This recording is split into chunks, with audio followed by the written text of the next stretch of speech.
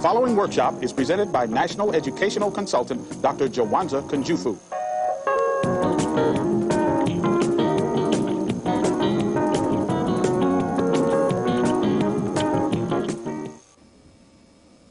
Are you going to accept Mrs. Jones's offer to be in honor classes? Are you kidding? I can see it right now. All of my friends talking about me and calling me a nerd. I know the feeling. They still call me stuck up because of the grades I get and the way I talk. That's why I dropped out of honors classes. I think it's harder on the brothers myself. If you can't fight, play ball, or get high, you're just not with it. Well, I'm not trying to compare, but sisters are vicious. Listen, why don't we cut ninth period geometry? You want to go to the park? Word, let's get out of here right now. All right, let's go. I'm a consultant across the country in a program titled Closing the Gap between white and black students. The average white European child in our California test is scoring at the 60th percentile. The average black African-American child is scoring at the 30th percentile. Now, we believe there are 5 major reasons for this gap. One reason has to deal with teacher expectations. There are many teachers who lower expectations for black students. Another reason for this gap lies in parental involvement. There are some parents that are not involved and supportive of their children's education. Another reason has to deal with student self-esteem. There are many children that do not feel good about themselves, that do not like the way they look. Another reason for this gap lies in the curriculum. It's not motivating, it's not relevant, and also learning style. Children learn in different ways, and many teachers give left brain lesson plans for large numbers of right brain thinking students. But the major reason, or one of the reasons we're going to look at today for this gap, lies in peer pressure. There are 5 major reasons for this gap: teacher expectations, parental involvement, student self-esteem, the curriculum, and peer pressure. And we wanted you to be with us today because we want to look at the impact of peer pressure on academic achievement. What we're getting at is that it's very possible for parents to be doing their job, for teachers to be doing their job, and it all go for naught because the black peer group is more concerned about what kind of gym shoes or sneakers they wear, what kind of clothes they wear, how well they dance, fight, and play basketball. Is there anyone in this audience that has had a negative encounter with peer pressure, a situation where your peer group was not reinforcing academic achievement? Can anyone give some example of how their peer group was not encouraging them to do a good job in school? Anyone? Yeah. Judy? I have an incident, like in our class we have free bells, which is like a study hall. And some people who have study hall will ask other students who drive to school, like instead of studying for a test, to take them somewhere to get something to eat or whatever. And if they say no, then they'll say, well, you're a nerd for staying to study. You don't have to study. I mean, study tomorrow when you get home, or, you know. And again, the person that had the study hall had the car. And they were trying to get that person to leave study and go get them something to eat? Yeah. Okay. Anybody else with an example where negative peer pressure did not reinforce academic achievement? Anyone else? An example like that? Where your friends did not encourage you to do a good job in school? Anyone else? With a situation where your peers did not reinforce academic achievement? I have some peers that they do, but then they don't. So it's sort of like... Well, that's because you have some that do and some that don't. Some that do and some that don't. But Describe they don't those really, that don't. They don't really, it's not that they tell you don't go to school or something like that, but I have people who say, well, why don't you come over to my house? And then we'll do so and so and so and so. And I'm like, well, I have to go to class because I have already missed so many days out of class. And it's like, well, you can miss one more day. No, I can't. So I go to school anyway. But and then some, you should really come to class because you're missing out on so much. Okay, a little later on we're going to talk about which way do you side, with those that reinforce or those that don't. In my latest book titled, To Be Popular or Smart, we also interviewed students across the country, those that had good friends and those that had bad friends. And I just want to share with you an excerpt, one of the brothers named Lamont, who was one of the ones influenced by the negative peer group. This is what Lamont had to say. I can get an A on any test I want. It doesn't matter whether it's biology, algebra, English, history, drafting, or gym. In some of my classes there have been 5 tests, and I've gotten 5 different grades. I've gotten A, B, C, D, and F. It's hard being serious the entire year. I got too many distractions to be in honors classes. But I don't want my partners to tease me and call me a fag. I usually sit in the back of the class and clown. And sometimes I don't go to class at all. I'm tight with my friends, and the women love me. I don't see the guys respecting the nerds or the women chasing after them.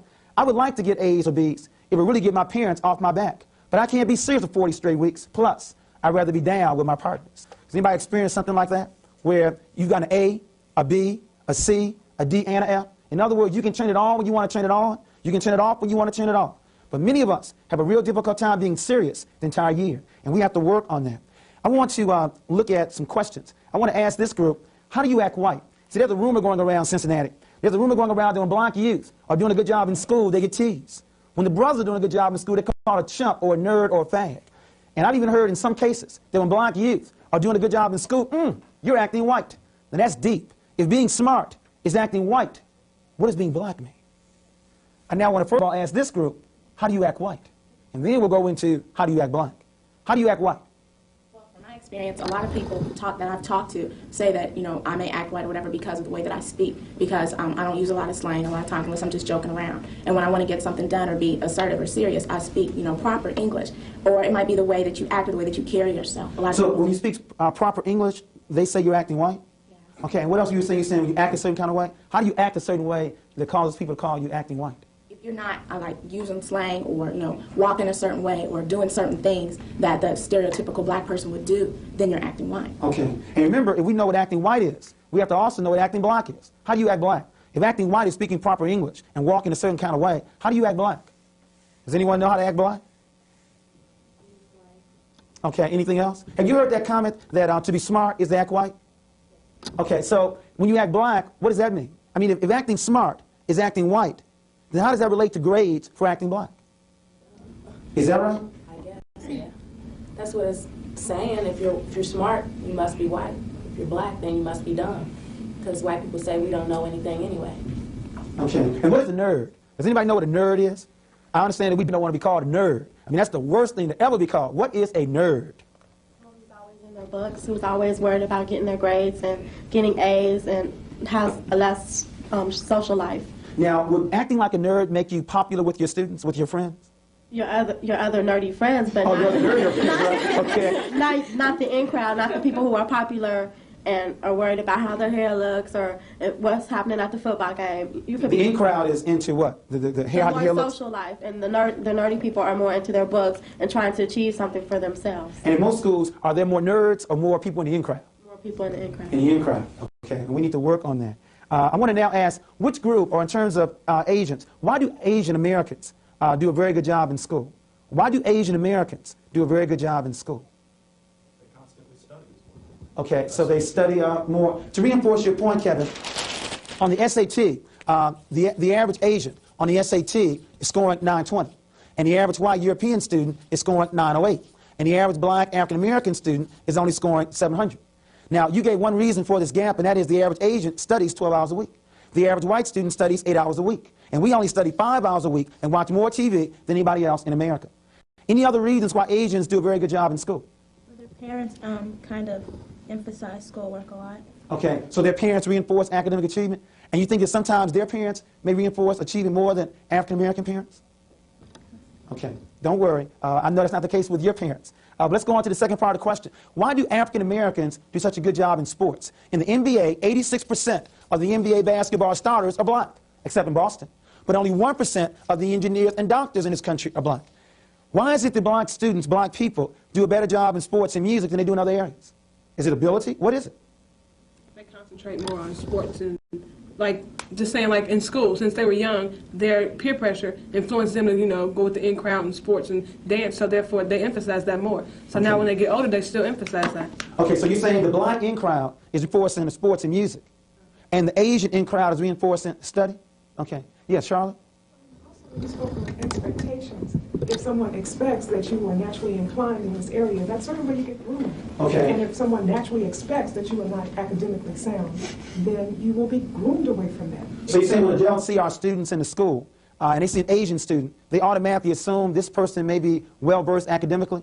And when they see a black student, this person may be well-versed in sports and music? Okay. So we have to work on the issue of expectations. And that's a serious issue that we have to look at. We want to also look at some characteristics of lower achievers and higher achievers. And I just want to find out if some of these things apply to you. We want to look at the underachievers, those students that were not doing well in school. And these are some of the things that they did. And I want to find out, do you do some of those things? The underachievers, remember, these students are very smart. They just don't want to do well. They're very smart. They just do not want to do well. Some of them cut class. I'll make it even easier. We won't say you. Do you know any of your friends who are pretty good in school in terms of ability, but sometimes cut class? Do you know anyone like that? Okay. We also notice that some of them don't even attend class at all. I mean, they miss school altogether. I mean, they left home. Their parents think they went to school, but they never showed up for division. Anyone you know that's acted like that? What about sitting in the back of the class? Do you know any of your friends that sit in the back of the class? I'm going to make this more at home. Do any of us sit in the back of the class? Okay, okay. We've also noticed that some of the underachievers don't ask questions. That it's not cool to ask questions. Do you know anyone that sits in the back of the class and doesn't ask questions? Do you ask questions? Or do you sit in the back of the class? Which one do you do? You do? In the front of the class or the back of the class? In the middle. Okay, you're in the middle. Okay. We've also noticed that some of the underachievers, they take easy courses. In schools where you only have to take maybe one class in math or 2 in science, once they get finished with that, they don't take any more. They do not take trig, they do not take calculus or college algebra. Do you know anyone who takes easy courses in high school? Do you all take easy courses in high school? You all taking all the courses? All the way, 4 years of math, 4 years of science? Okay, let's go on. This group also doesn't believe in studying. Okay, they're afraid their peer group is going to call them a nerd. Do you know anyone like that? That also wants to avoid studying? And then lastly, this group does not want to be called a nerd, a brainiac, an Oreo. What's an Oreo? What is an Oreo?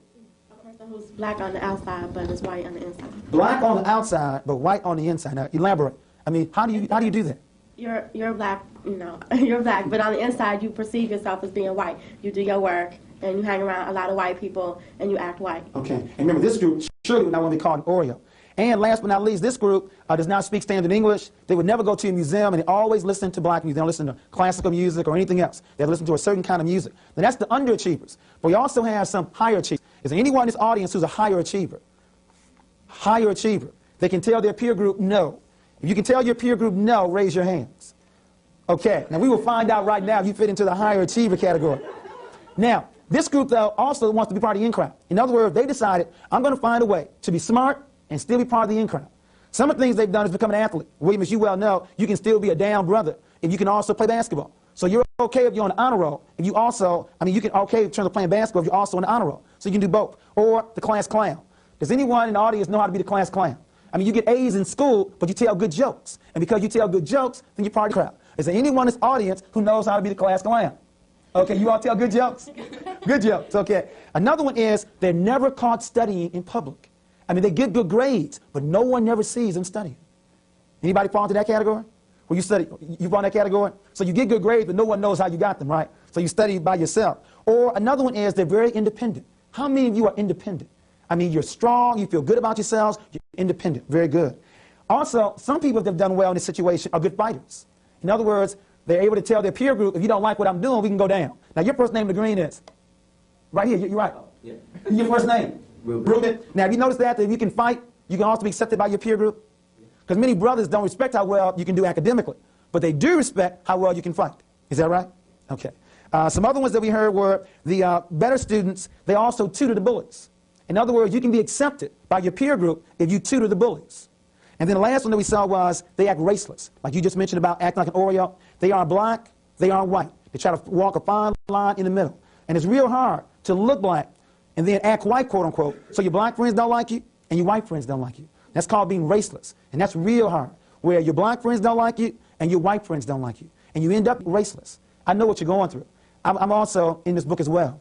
I was a 9th grader in high school, and I was in honors classes. And my friends teased me so much, I flunked the whole marking period intentionally, trying to get kicked out of school while in honors classes. Had not been for my father who then kicked my butt, I'd had some real serious problems. But the compromise was I got a chance to run track and be involved in martial arts. My friends like that, running track and being involved in martial arts. But it's real tough dealing with the peer group, and we have to work on that. But what I want to now do is to look at black excellence. You see, I was real concerned about if you thought that being white was being smart, then that means that being black is being what? Okay, and I won't even put dumb on the board. That's embarrassing. But I have a real concern with if being white is being smart, then what does being black mean? You see, before 1954, we didn't act this way. Being black meant being the best. And we need to redefine again what it means to be black. See, I'm from the old school. See, I was taught that Hippocrates was not the first doctor, that the first doctor's name was M.Hotep. What I'm getting at is, whether we're talking about science, in every area that we've been allowed to participate in, we've always been the best. All we've ever needed was the opportunity. So in science, was M.Hotep, or Granville Woods, or Lewis Latimer, or George Washington Carver, or Walter Massey, or Sister Jemison, our first black female astronaut, you name the area.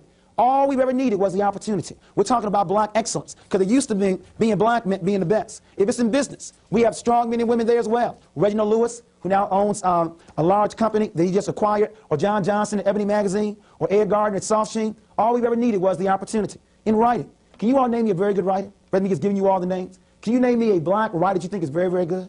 Yes. Nikki Giovanni. Any others? Richard Wright. Richard Wright, Toni Morrison, Alice Walker, Gwendolyn Brooks, Alex Haley. In education, Carter G. Woodson, Benjamin Mays, and Mary Futrell, the current president of education. Strong black men and women. In television, who has the best show on television right now? Bill Cosby. And the best newscaster in terms of the talk shows, there's two. Actually, they're both in the morning. Who are they? Morning talk show hosts. Brian Gumble. Who's the other one? The female. And Oprah Winfrey. You name the area, we've been good at it. What about in the movies? Who has the greatest box office attraction in the movies? Eddie Murphy. And then you add on people beside Eddie Murphy, Cicely Tyson, and Jones, and Lou Gossett. You name the area, we've been good at it. Let's move to music. Name some top stars in music. Michael Jackson. Who else? Anita Baker. Luther Vandross. Stevie Wonder. Aretha Franklin. What about sports? Who's the best basketball player? Michael Jordan. Who has rushed for more yards in football in the history of the sport? Rushed for more yards. Just retired. From Chicago. Oh, Walter Payton. Okay. And who hit more home runs than anybody in baseball, including more than Babe Ruth? Initials H.A. Hank Aaron. Okay. So again, you name the area, we've been good at it. Nor are we lazy. Think about it. The rumor is we're lazy. If we're lazy, why did they bring us to work America? If we were lazy, they could have kept using their servants. We are the world's greatest workers. We're not lazy. In addition to that, we raise their children. We're good at nurturing as well. Also, who received the Nobel Peace Prize? And he lives in South Africa, Zambia, right now.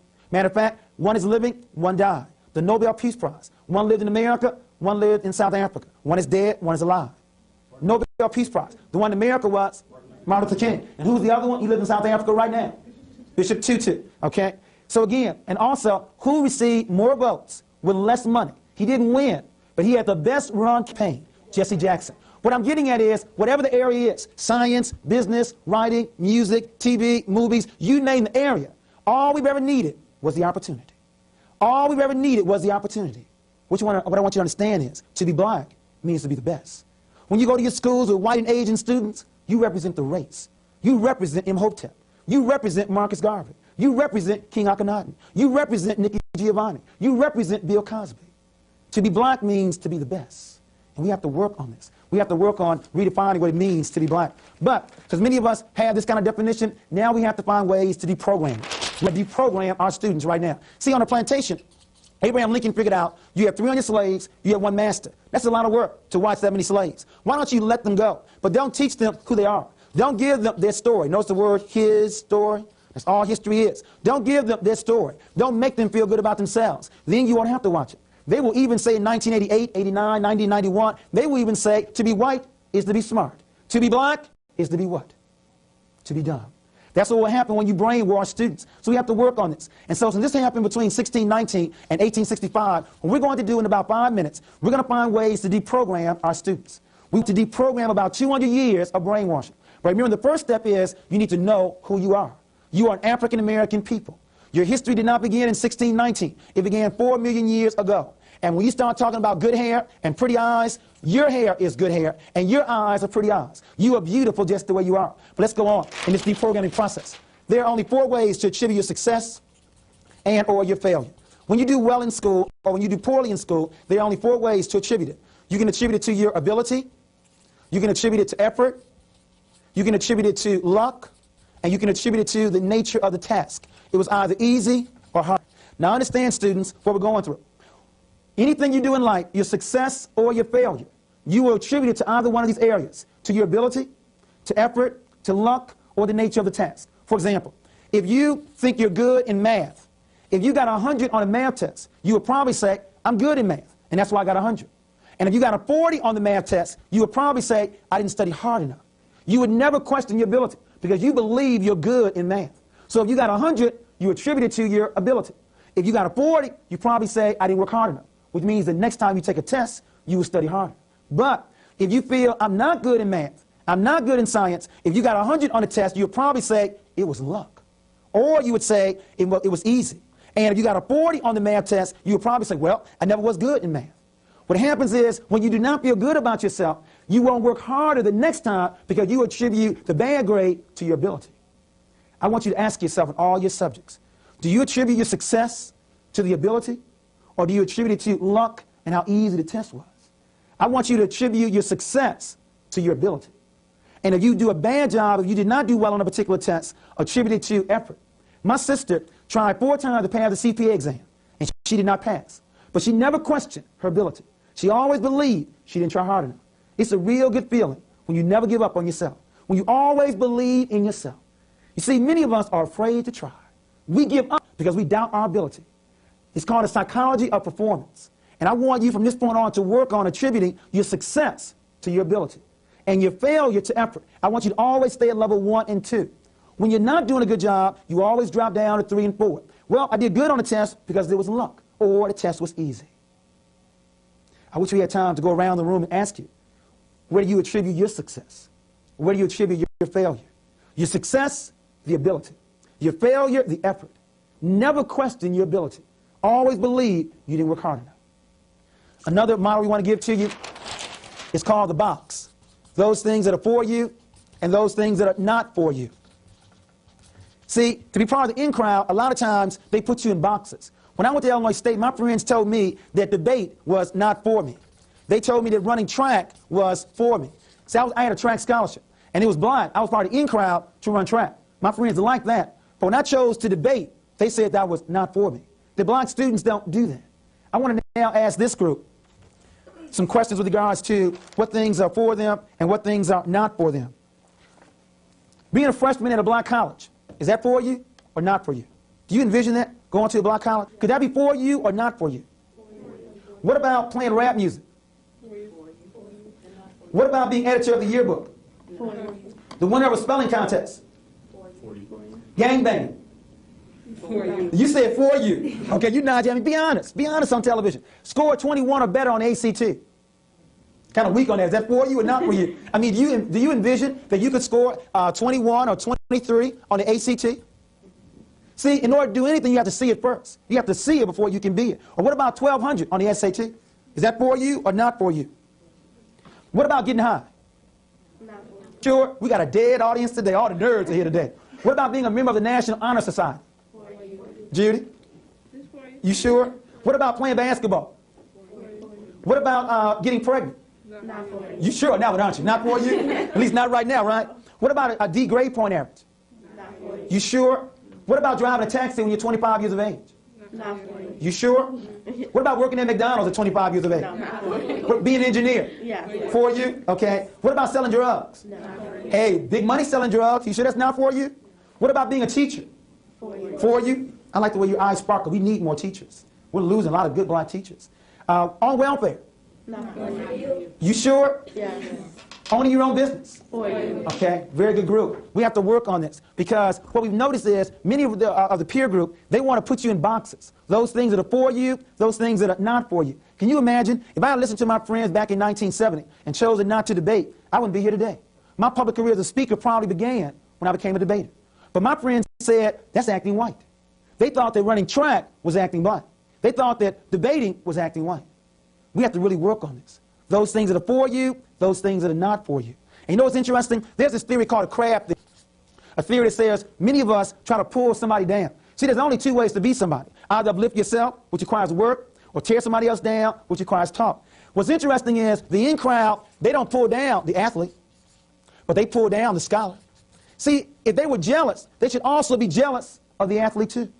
But maybe the real issue is because they believe that black people can do this. That's okay. But when someone like you all do a good job in academics, shows they too could do a good job. And they don't want anyone to know that black folks can also do well academically. So they pull this group down. If the crab theory was legitimate, both groups should be pulled down. But most peer groups pull down the scholar, not the athlete. They praise the athlete. They don't praise the scholar.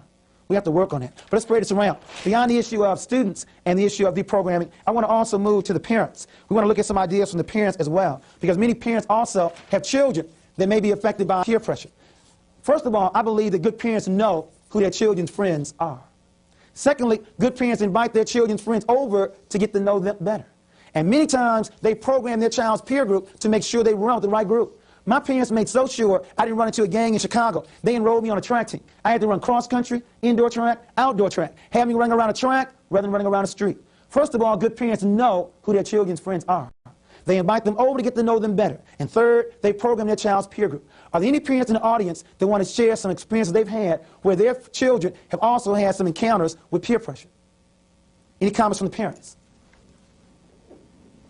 I've had some experiences where the children have had negative peer pressure, but it's been sort of difficult. I sometimes always like to use Bill Cosby's TV show as examples of some things that parents can do, because if you step in too far and too hard, then your children will certainly go in the direction of that negative peer pressure. So you sort of have to just sit back, be aware of it, and watch it and see if it really is dangerous or not. Sometimes we perceive it as being dangerous when it really isn't. Okay. So you're recommending parents need to be sensitive and stay close. Stay close. Okay. And keep the lines of communication open. If possible. Okay. Yes, Charlotte? Who the friends are, but to know the parents of those friends so that Oh, we're that's all excellent. communicating. So you're saying not only know who your children's friends are, but also know their parents. That's very good. I personally feel like when I send him to you, you have the same values that I have. Okay. And so we know we are reinforcing one another when your child comes to me or my child comes to you. Now, young people, how would you feel if your mother, you said you want to go over someone's house, and your mother said, well, let me call, his or her parents and talk to them. How do you feel about that? Oh, Mama, why you got to do all this? How do you all feel about that when the parents want your friends' phone numbers to talk to their parents to see everything's on the up and up? How do you feel about that? Yes. I think it's unnecessary because I think that your parents should trust you and trust that you will not go out and find bad kids. I guess you call them bad kids, because I personally hate it for my mother to do that. Is that right? Yes. Charlotte, what do you think about that? We have a young person here that says she thinks it's unnecessary. You should trust me. I sort of have a situation where I knew all the boys, the Proud Boys, and they were all good guys as far as I was concerned. But yeah, they sort of got steered off into the wrong direction. I don't know who in the group, might have thought, well, hey, let's try this. Some of the other guys are doing it. But basically, good kids can get themselves into an awful lot of trouble, and then we look back and look at the damage. Especially niggas hanging out. What do you feel about this? If you say you're going over Teresa's house, do you feel it's okay for you to at least leave the phone number for Teresa? And is it okay for your parents, if they want to verify that you really are over Teresa's house? Is that okay? Yes, I guess. It's, I guess. Yes, it's okay, but I think it's, well, I'm a kid, but I think it's bad for parents to, question you about, well, are you really going over Teresa's house? Well, here, give me your telephone number just so I can find out that you're really going over. Why would I lie? Yeah, true. So you feel because of your integrity that you should be trusted. Okay. And of course, that's okay as long as every time you say you're going to do something, you did it. Now, you do agree when you do not tell the truth, then trust becomes limited, right? Okay. For example, if at some point I really did call Teresa and you weren't there, you would not expect me to trust you the next time, right? You'd have to earn the trust over again. You okay with that? The trust has to be earned? Okay. Okay. Yes. I think the older you get, your parents should let you go. Because some people are just too tied to their kids. And I think at a certain point in your life, you have to let go. It's just like when you go away to college. You're going to be calling down there every day what you're doing, who your friends are, who's in your room with you. What do you think that age should be then? I think it should be about 16, 17, something around there. Because 18, you're considered an adult. So you can do what you want to do. But you don't think it should be 18? Well, no. I think you shouldn't start calling your friend's parent. I mean, you're 17 years old. You're practically grown. Right. I don't think you should be calling your friends, your kids' parents and asking them, well, what's so-and-so over there and so-and-so over there? And just like I had a friend who was going somewhere he wasn't supposed to be going. He ended up in a car accident. That's his fault. He should have went where he was supposed to be going. He should have got back. But see, I think it depends on how strong your family, how strong your family is. If they tell you, if they've been teaching you since you've been young to do, and if I say you can't do it and you do it anyway and you mess up, then that's your fault. And then Timmy? One situation that happens a lot of times with children, not that, to comment on her, not that you don't trust the child, it's just that you want to be sure that since this child lives at home with his parent, that it's okay with his parent to have this child come over. So therefore, when we call to check, we're not calling to check to say, is so-and-so at the house? We're calling to say, so-and-so had permission to have. Then a lot of times you will find that you trust the children. And the children, if they're going to do something that you are not in accord with them doing, they will have so-and-so being their friend answer that phone. And therefore, you will be talking to so-and-so's big sister or somebody and thinking you're talking to the person giving you permission. The child can still get around doing what they're supposed to be doing if they're trying to get around it. I think the key, though, is that knowing who the friends are and the communication with the parents is something that should happen when the children are very young, so it becomes a ritual and everybody understands that this is what's going to happen. By the time the child is 16, 17, and 18 years old, hopefully that foundation of expectations on both ends has already been set, and then the trust could then begin to build even more at that point. True, and reinforce that point. A lot of times what good parents also do is they have check back every so often. There's nothing worse than a child going out at Saturday at 1 o'clock in the summertime, and you don't see them until 9 or 10 o'clock. All kind of things can happen. So good parents say, why don't you check back around 3 o'clock, and then check back at 5 o'clock, and then at 7 o'clock, and then at 9 o'clock. We're not saying you still can't get involved in negativity, but you only had 2 hours to do it before you had to check back and, check in again. So that's important, because many of our youth simply hang out too much. But beyond the issue of this one, I also want parents to begin to ask their students about what it means to be black. The session we just went through, we want all the parents to ask their students, what does it mean to be black, and what does it mean to be white? See, a lot of times, this could be going on right inside your house, and you didn't even know. You didn't know that your children have this negative image of being black and this very positive image of being white. We want all parents to have a dialogue with their students about what it means to be black. And we also want you to begin to teach more black history in your homes. And not just black history, a new term, black future, black present. Many of our youth are tired of hearing about the old greats, way back when. Are there any contemporary black men and women that are also doing something well? Teach that also in your house as well. But to put you all back together, I now want to ask the students and the adults, what is a friend?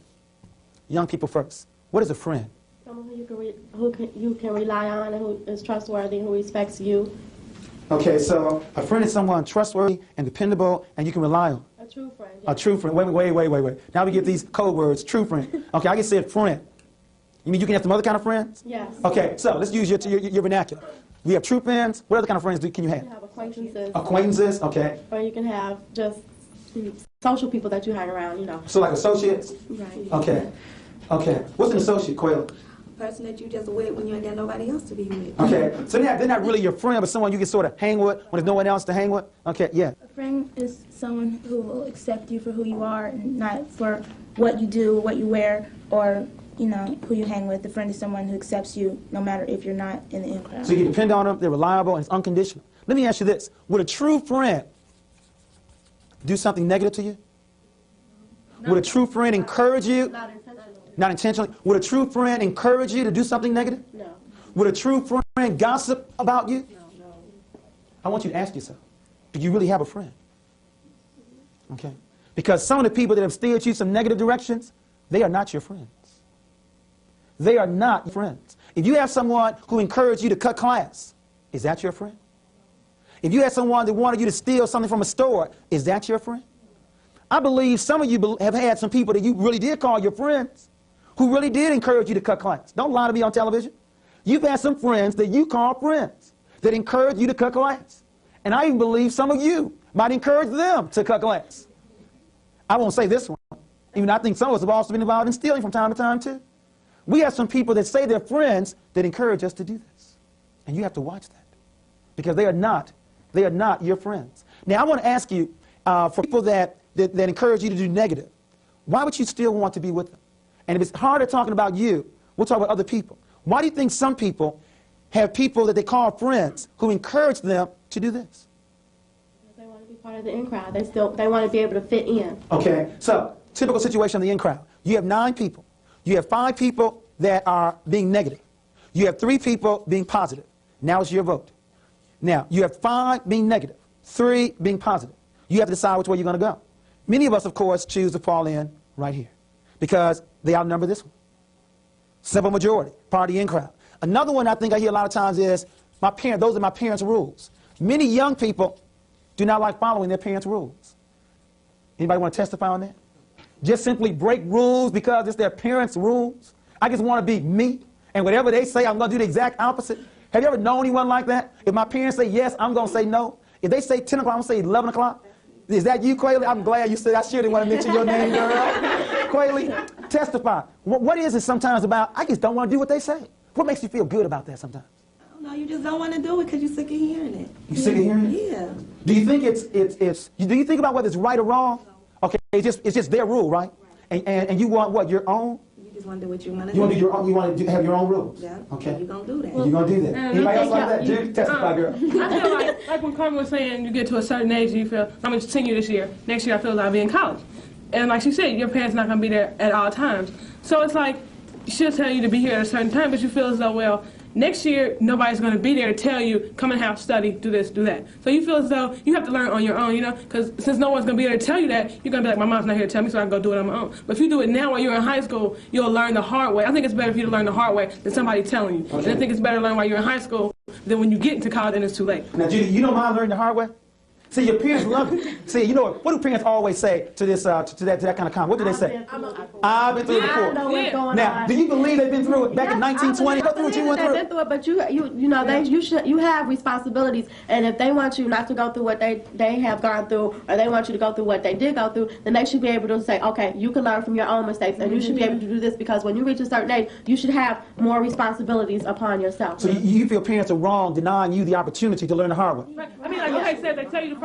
This is heavy. Y'all don't mind being hurt, right? Not saying they're really wrong, but saying that You should have, there's only a certain extent to where your parents can say, you can't do this. And if you're going to be 18 next year, which is considered an adult age, and right now when you're 17, getting ready to turn 18 or a senior in high school, they're saying they can't stay out past 12, then, it's kind of, well, especially on prom or something special. Probably they'll do it on prom now. Yes, they would. Judy, I mean, it's like them. I think, though, that the youth don't really understand that the parents know the magnitude of the consequences that you might have to suffer. And what parents are trying to do is to protect you from some types of consequences that might be irreversible, like a baby, or like flunking out of school, or drug abuse that might take 3 or 4 years to overcome, if you do overcome that. So it's really just more of a protection, because you don't understand all the things that might be happening after 12 o'clock midnight, and the pitfalls that you can fall into that might take the rest of your life to overcome. But how did they find out? They had to find out the hard way. Well, hold on, but to reinforce Debbie's point, there are 329,000 brothers in prison right now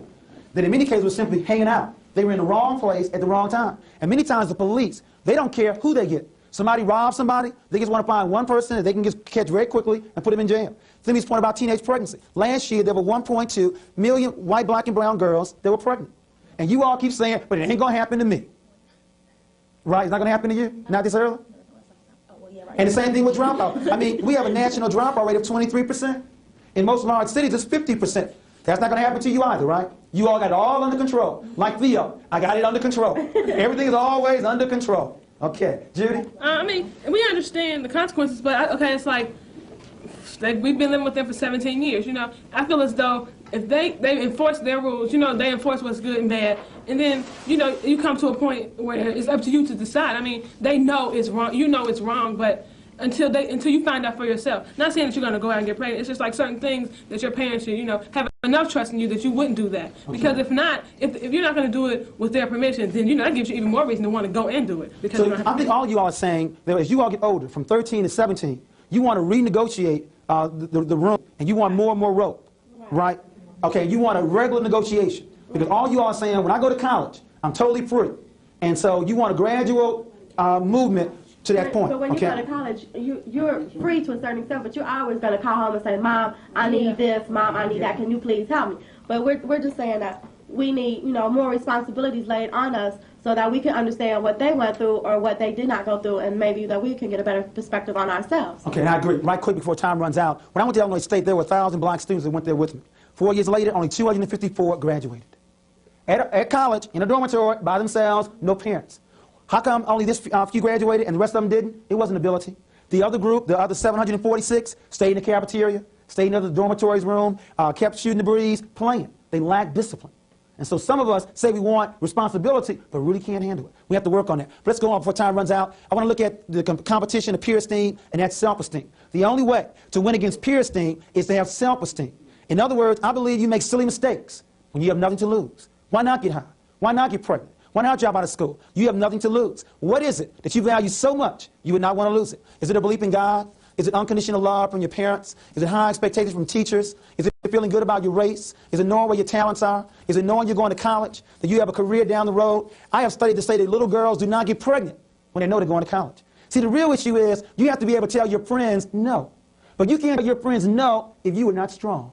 And I believe one way to be strong is to improve your self-esteem. And also to have goals. You see, when you have goals in your life, when you know you want to be an engineer, you don't cut class. When you know you want to be a doctor, you don't get pregnant at 16 or 17 years of age. I want you to begin to ask yourself 2 questions. 1, why are you here? I don't mean today. Why are you here in life? First one. And the second one, what is it that you want so much? You live for it, you'll die for it, you dream about it, you think about it, all your waking moments are on it. If you can't answer those 2 questions quickly throughout your entire life, you're liable to succumb to peer pressure. Why are you here, and what do you want more than anything else? See, when you really want to be a doctor, you can tell your friends no. Maybe the real issue is our self-esteem is not as strong as we think it is. And secondly, we are unclear on what our goals are. But beyond the issue of students, beyond the issue of parents, I want to also move now to the teachers. I want to talk about cooperative learning. Here's a typical situation in a classroom. You have 30 students in a classroom, and many teachers grade on the curve. Now, one student scored a 98. The next highest student scored a 79. Everyone else was below them. Now, young people, if you had a situation like this, where there were students in a class, and one person scored a 98, and the next highest grade was 79, of course, they got the A, this one probably got a B, and everybody else got C's and F's, how would you all feel about this student? Be mad, okay? Well, that's what happens when you have I more important than we. But in cooperative learning, rather than an individual grade, we're going to have a team grade. We're going to have the Lakers, we're going to have the Bengals, we're going to have the Ashanti, we're going to have 6 teams of 5 players. And so therefore, the one that scored a 98 and the one that scored a 39 are going to be on the same team. Now in this situation, rather than being mad at each other, the one that got the low grade is going to be encouraging him to get the better grade. And this one is going to be encouraging this one to get a better grade. We're now going to study together. We're going to reinforce each other. In cooperative learning, if you had a group of 5 students, you would give them 5 different assignments. And they then would have to work with each other to teach each other what was learned. What we found out is sometimes the students can present the idea better to each other than even the teachers can. They can break down Marcus Garvey or an algebraic equation sometimes better than the students can, or better than the teachers can. And so cooperative learning works. And what else I like about this is, in cooperative learning, you no longer have teachers saying, sit down, be quiet, get back to work. Because in this situation, they're working together. And I think this is a better way to deal with peer pressure. We may never be able to reduce the impact of peer pressure. But what we can do is infiltrate the peer group and get them to work with each other to reinforce academic achievement. If we can do that, then maybe we can turn some of this around. Cooperative learning works, and we've got to find ways to look at this. Some other ideas with regards to peer pressure is the community. And before I do that, one other quick point on the classroom, on schools. In your schools, is more glory given to the athlete or to the scholar? More trophies, awards given to the athlete or the scholar? More pep rallies to the scholar or the athlete? We have to work on that. We want more schools giving pep rallies and trophies and medals to the scholars. I can understand the NBA giving more glory to the athlete, but not schools. I also want schools to quit dealing with tracking, where you have the advanced placement, the honor classes, the regular classes. We want all students working together, because when they work together, they can reinforce each other. See, in a class where one child got 100 and another child got 40, there should be no happiness here. The one that got 100 should be helping the other child that received 40. What Jesus said, what you do to the least of these, you also do unto me. See, the Asians study together. Black folks need to study together. We always study by ourselves. We need to start studying together and reinforce each other. And then lastly, for the community. In the black community, are there more programs that work with black youth in sports and in music, or are there more programs helping black youth in math and in science and in language arts? Which one? Sports and music. So you see, we are giving our youth negative messages. Not only do schools give more glory to sports and music, but so does the community. There are all kinds of programs in Cincinnati, LA, Baltimore, Detroit to reinforce sports and music. But where are the academic programs for math and science and language arts? NAACP has one. It's called AXA. Upper Bound's another very good one. We need more programs that reinforce academic achievement. And you know what's interesting? The rumor is we have a shortage of black men. There's not a shortage of black men to be Little League baseball coaches, to be basketball coaches, but where are the black men in math and in science and in language arts? I don't believe it's our young people's fault. I believe the reason why we have figures like this, remember I gave this figure in terms of MBA and engineers, I believe it's because the black community reinforces this. We have a lot more programs in sports and music than we do in math and science. And we have to begin to work on these kinds of issues. Are there any questions or closing comments from the group with regards to how we can monitor peer pressure? We've tried to first of all look at its impact, and then look at what students can do, what parents can do, what teachers can do, and we also want more community activists to design programs in math and science and language arts. Any closing comments from the group? Yes? You made a statement earlier that if you're strong, you could, turn the pressure away if you're positive about yourself. And I believe that it all starts, when you're young at home with the parental relationship. And as you all grow, with your parents and stuff, and you have trust, and you do good in school, your parents monitor you or whatever, that it'll grow and you'll be more confident in yourself. And so when that pressure comes, you'll be able to turn it away. Okay, or maybe. So you recommend parents to become involved very early. Yes. And you want more programs in the classroom and the community to start working with peer pressure at a very early age. Yes. Okay. Any other closing comments, both adults and young people? I think that we could begin by looking at ourselves, because we individually are part of that peer group that we're talking about. And if we decide among ourselves that we're going to elevate some things, for example, like engineering and math, etc., then we become a peer group, and then we can dictate. Right. And in closing, remember, to be smart is to be black. Being black means black excellence. Now remember at the beginning, we had a negative encounter between peer pressure. Now let's look at a positive interaction between a brother and a sister that handle peer pressure very well. Quayle, we need to take this chemistry test seriously. Yeah, you're right, Kevin. Why don't you take 3 chapters and I'll take the other 3, and we'll just study together. Sounds good to me.